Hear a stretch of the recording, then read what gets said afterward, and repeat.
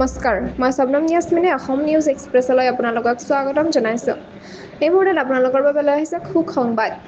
অসমত প্ৰথমবাৰলৈ ৰাজপথত অৱতৰণ কৰিব যুঁজাৰু বিমান, মৰাণত সাজু উন্নত মানৰ উৰণ পথ। নতুন বৰ্ষৰ আৰম্ভণিতে অসমবাসীৰ বাবে আহিছে এটা গৌৰৱৰ খবৰ।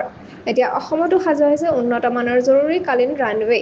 ডিব্ৰুগড় জিলাৰ মৰাণত নিৰ্মাণ কৰা হৈছে 4 লেনযুক্ত 37 নং ৰাষ্ট্ৰীয় ঘাইপথত 4.5 কিলোমিটাৰ দীঘল এক বিশেষ উৰণ পথ, য'ত যিকোনো জৰুৰীকালীন অৱস্থাত অৱতৰণ কৰিব পাৰিব Sukhoi, Rafale, Tejas, MiG, Hercules, AN-32 আদিৰ দৰে আধুনিক যুঁজাৰু বিমান। এই উৰণ পথটোৰ সৈতে নিৰ্মাণ কৰা হৈছে এখন এয়াৰ ট্ৰেফিক কণ্ট্ৰল টাৱাৰ। বিশেষ সময়ত যুদ্ধকালীন পৰিস্থিতি বা প্ৰাকৃতিক দুৰ্যোগৰ সময়ত এই ৰাষ্ট্ৰীয় ঘাইপথক বিমানবন্দৰ হিচাপে ব্যৱহাৰ কৰিব পাৰিব। পথৰ কাষত ফেন্সিঙৰ ব্যৱস্থাও কৰা হৈছে, যাতে সেই সময়ত মানুহ বা জন্তু জনাৱতে সোমাব নোৱাৰে।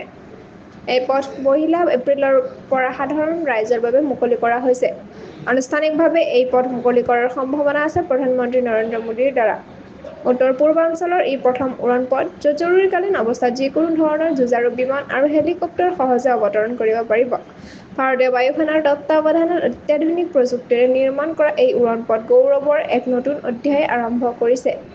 এনেধৰণৰ খবৰ পাবলৈ অসম নিউজ এক্সপ্ৰেছ চেনেলটো ছাবস্ক্ৰাইব কৰক, লাইক, কমেণ্ট, শ্বেয়াৰ কৰিবলৈ নাপাহৰিব। লগতে কাষতে থকা বেল আইকনটো দবাবলৈ নাপাহৰিব। ধন্যবাদ।